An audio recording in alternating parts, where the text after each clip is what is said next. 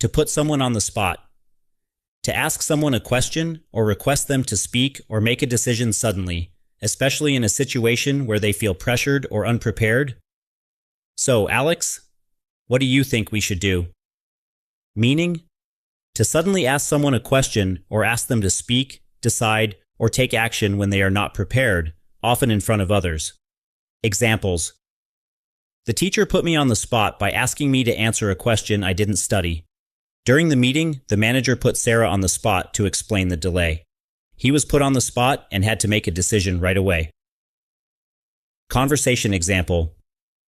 Who should lead the presentation tomorrow? I'm not sure. What about you, Jake? Any ideas? Why me? I wasn't ready for this.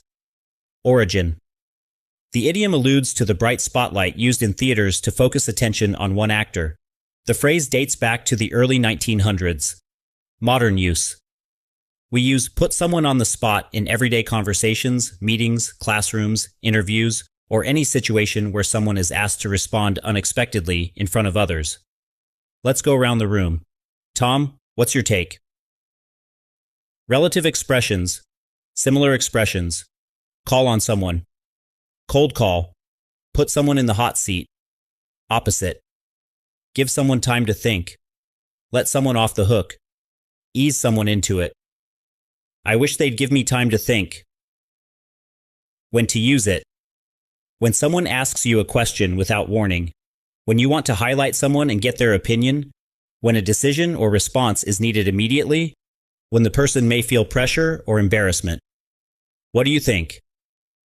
Key takeaway.